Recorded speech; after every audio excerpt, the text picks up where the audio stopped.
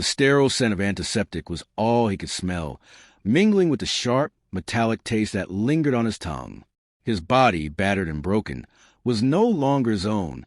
It felt as though the very essence of him was slipping away, piece by piece, with every passing second. The rhythmic beep of the heart monitor echoed in the silence, an ominous reminder how fragile life truly was. Each breath felt like an agonizing effort, each inhale a battle against the weight crushing his chest. His mind was a blur of pain, struggling to stay anchored in the present as flashes of memories flickered like broken film reels. His wife's laughter, the soft murmur of her voice in the quiet of the night, the way her hand fit perfectly in his. Those moments were slipping through his fingers, disappearing into the void. Was he going to survive this? Would he ever feel her warmth again? Stay with us, just a little longer, the doctors urged, their voices strained but somehow distant. The words felt like a faint echo from somewhere far away. He wanted to grasp onto them, to pull himself back into the fight, but it was becoming harder to keep his grip on reality. Pain seared through him, deep and relentless, ripping through his body like a storm. His muscles screamed in protest. His bones felt as though they were being shattered one by one. It was an agony unlike anything he had ever known. Yet, amidst the excruciating physical torment, there was something darker clawing at him, something that threatened to suffocate him more than any wound ever could. Fear, not the kind of fear that comes from being physically hurt, but the kind that rattles your very soul. The fear of losing everything he had worked for. The fear of never getting to hold his child again. The fear that the woman he had trusted with his heart might already be slipping away from him, while he lay here helpless, fighting for every breath. He could hear the faint rustle of a nurse's footsteps, the hum of machines, but his thoughts were drowning in a sea of confusion and terror. How long had it been? Hours? Days? Time felt like it was melting, slipping through his fingers like sand. His chest tightened and his pulse quickened with panic. Was this it? Was he about to slip away into nothingness? But then, in the stillness, there was something that kept him tethered to this world. It was a quiet voice deep inside, a voice that whispered, "You can't give up, not now." He fought harder, drawing from some inner strength he didn't know he had. It wasn't just for him. It was for the family he had built, the life he had dreamed of, for the little moments, holding his wife's hand, tucking his child into bed, waking up to the sound of her laughter. He would fight for those moments, for the life that was still waiting for him, if only he could claw his way back from the edge. With every heartbeat, the world seemed to spin faster. The beeping of the machines grew louder, more insistent. "Stay with us. Stay with us." It seemed to chant. His heart slammed in his chest, each beat a painful reminder that the choice was his. He could surrender to the darkness, or he would fight like hell to survive. As the pain roared in his body, his mind clung to the one thing that would keep him grounded: love. The love he had for his wife, for his child, for the life he was so terrified of losing. "I won't let go," he thought, though the words barely formed in his mind. With a final, desperate surge of strength, he forced his eyes open, fighting to stay conscious, fighting for the future he couldn't bear to lose. The sterile walls of the hospital room felt suffocating. Every part of him ached, not just from the near-fatal injury, but from the weight of the uncertainty that had settled over him like a fog. He had survived the worst, but now, as the haze of pain medication began to lift, there was something else creeping into his thoughts, something he wasn't prepared for. It had all started innocently enough. A few days ago, after he regained consciousness, he overheard a conversation between his wife and the doctors. At first, it sounded like nothing more than mundane medical chatter, but something about the tone in his wife's voice made him uneasy. There was a tension there that wasn't just about his health. It was the way she spoke, the coldness in her words. He pushed it aside, too consumed by his recovery to dwell on it. But now, as the days wore on, there were subtle changes in her behavior, things he couldn't ignore. Her hand no longer lingered in his like it used to. Her kisses were quick, almost dismissive, and her eyes, once filled with concern, now seemed distant, focused on something or someone else. Then came the bombshell. He was sitting up in bed, the 4 drips slowly feeding him nutrients, when his wife walked in. She had a folder in her hands, and there was something in her expression, something guarded, that made his stomach tighten. She sat down beside him, placing the folder on the bed between them. "Is everything okay?" he asked, trying to ignore the nagging feeling that something wasn't right. Her smile was thin, almost forced. "I'm fine," she said quickly, her voice too quick to reassure him. She avoided his gaze, looking down at the folder instead.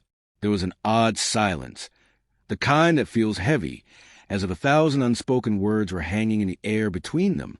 Finally, she spoke. I had a DNA test done." Her voice trembled slightly, and for a moment he thought he misheard her. "A DNA test?" he repeated, his voice rough from disuse. He tried to focus, but the dizziness from the medications made it hard to concentrate. He leaned forward, trying to clear his head. "Why? What's going on?" She swallowed hard, her eyes finally meeting his. But instead of the compassion he'd once known, there was only a quiet resolve in them. "The test was for our son," she said, her voice eerily calm. His chest tightened. "What do you mean?" His words came out in a whisper, a knot forming in his throat. The silence between them grew unbearable as she carefully opened the folder and pulled out the results. She handed them to him, her fingers shaking. He looked at the paper, then back at her, his mind struggling to process the words on the page. "Paternity test results. The child is not biologically yours." His world tilted. For a moment, the room spun, and he thought he might collapse from the shock. His fingers tightened around the paper, his vision blurring as the words swam before his eyes. It couldn't be true. It couldn't be true. He glanced up at his wife, trying to make sense of the look on her face. She wasn't crying. She wasn't even angry. There was only that same cold resolve. His mouth went dry. "What are you saying?" His voice was barely audible, the disbelief thick in every syllable. "I'm saying that I'm not sure who the father is," she replied, her words sharp, like she had rehearsed them. Her gaze flickered with something he couldn't quite read. Guilt? Shame? Or something worse? Something he didn't want to believe. You're telling me that our son is not mine?" The words tasted foreign, bitter, as if they were coming from someone else. It didn't make sense. He had held the baby in his arms, watched him grow, felt the bond between them deepen with every passing day. How could this be happening? Her silence was more damning than any answer she could have given. It was as if the truth had already been set in stone, as though she was waiting for him to accept it, to accept her. But he couldn't. His mind raced. Was it just a mistake? A misunderstanding? Could paternity tests really tell him everything he needed to know about his family? He wanted to scream, to demand an explanation, but the words stuck in his throat. The pain in his chest had nothing to do with his injuries. It was a weight of betrayal, the crushing blow of realizing that the woman he had loved and trusted had shattered his world with a single test result. How long? He finally managed to ask. The question came out hoarse, ragged. "A while," she said softly, her gaze dropping to the floor. "A long while." "I." Her voice cracked, but she quickly swallowed emotion. "I didn't want you to find out this way, but I need to be honest with you.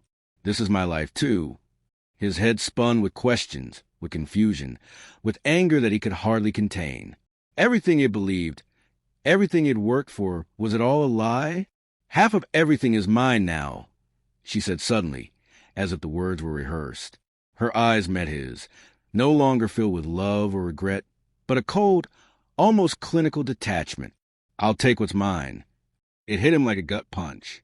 The life they had shared, the family they had built, now seemed like a distant memory. The reality of her betrayal was sinking in, and it was more suffocating than anything he had ever imagined. He wanted to say something, anything, to stop this from being real, but the words didn't come. Instead, he sat there in stunned silence, holding the results in his hands, feeling as if the ground beneath him had disappeared. The man he was, and the man he had hoped to be, felt like a shadow slipping away into the dark. The silence in the room was deafening. The paper in his hands felt like a weight that could crush him if he held it any longer. His vision blurred, his breath shallow. He had seen the words on the page, "Not your son," but they didn't feel real. They couldn't be real. How could they be? His heart hammered in his chest, each beat a violent reminder of how everything had just shattered. His fingers shook, clenching and unclenching around the document, as if holding on to the truth could somehow make it less unbearable. He had trusted her, loved her, built a life around the promises they had made to each other. And now, it was all slipping through his fingers like sand. How long had it been since that moment in the hospital? Hours? Days? He couldn't tell. Time had become meaningless. The world outside the sterile walls of the hospital room felt like a distant memory. His life, his reality, slipping away like it never existed. But this was real. This was a brutal truth that had torn into him like a knife, leaving him bleeding, exposed. He stared at the paper, at the words he still couldn't fully process. Not your son. His mind refused to make sense of it. He had been there from the beginning, holding that tiny, fragile body in his arms, feeling his heart swell with love every time the boy called him Daddy. They were his memories, his moments. He had promised to be everything the child needed. And now that promise felt like a lie. His pulse quickened as the words his wife had spoken came flooding back to him. I'm not sure who the father is. Her voice had been flat, distant, as if she were discussing someone else's life, not their family. It felt like she was already numb to the destruction she'd caused, as if she had already given up on them before he'd even had a chance to process the truth. She hadn't cried. There were no apologies, no remorse, just cold, cutting honesty. I'll take half of everything now, she had said, her eyes not meeting his. The words hit him harder than the revelation of the paternity test. It wasn't just about the child anymore. It was about everything they had built together. Everything. Gone. He had spent years building a life with her, trusting her with his heart. How could he have been so blind? How many nights had they spent together, sharing dreams of their future? How many moments had he let slip by, thinking their love was solid, unshakable? Now it was a mockery, a cruel joke he had been the punchline of. His throat tightened, a wave of nausea crashing over him. He wanted to scream, to rage, to break something. But the weight of it all was too heavy, the shock too paralyzing. He felt like he was suffocating, drowning in a sea of betrayal. He couldn't move. He couldn't think. He could barely breathe. How long had she been lying to him? Was it one affair? Was it years of deceit? What was the point of all the years they'd shared if it was nothing more than a charade? He ran his hand through his hair, gripping it as if the pain could ground him. His son. He thought of the boy again, the innocent little face, the laughter, the way the child looked at him with trust. How could he not be his? How could something so pure and innocent be shattered by the truth? Not your son. The room felt colder now, darker. The fluorescent lights above him buzzed softly, but they couldn't chase away the darkness that was growing inside him. Every part of him ached, not just from the physical wounds that had nearly taken his life, but from this betrayal, this soul-crushing truth. It was a wound deeper than anything he had ever experienced. But then there was something else, something sharper, something more dangerous than the hollow ache in his chest. Anger. It started as a flicker, a quiet ember. But now it was an inferno, burning everything in its path. He had been used, manipulated. His love, his loyalty, turned into a weapon that she had used against him. He wasn't just angry at her. He was furious at himself for not seeing the signs, for being so naive, so trusting. The thought of her moving on, of her taking the child, of her taking his life, only deepened the rage. He couldn't let this happen. He wouldn't. His fingers clenched the paper until it crumpled under the pressure, the anger surging through him in waves. He couldn't let her walk away from this unscathed. He had been betrayed. Yes, but he was still alive. He was still breathing.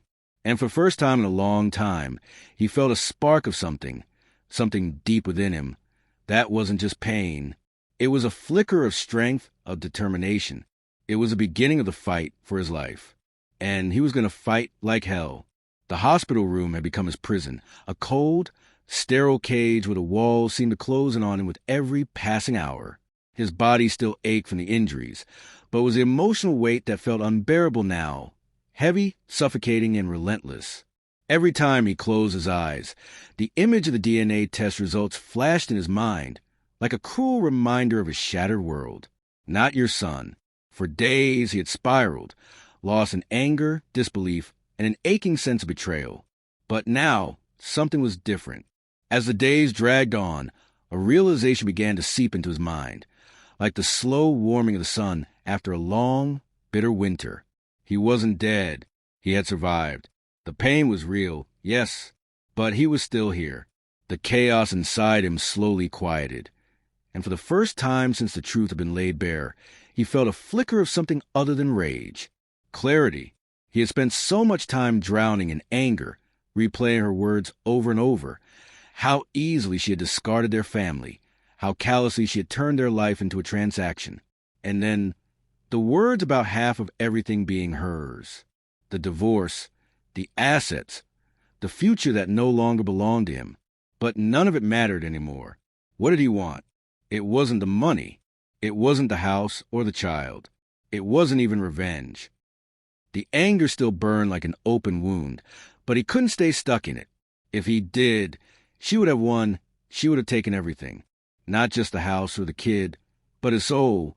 And he refused to let her do that. The decision had to be his, not hers.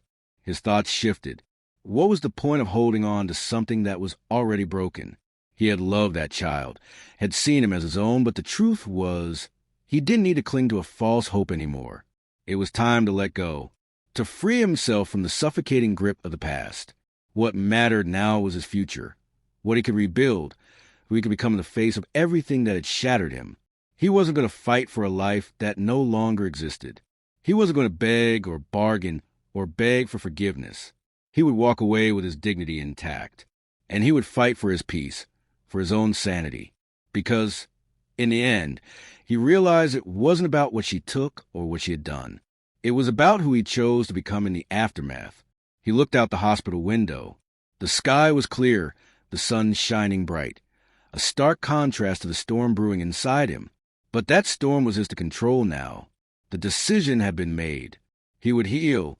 He would move forward, not out of vengeance, but out of a deep, unshakable need to reclaim his life.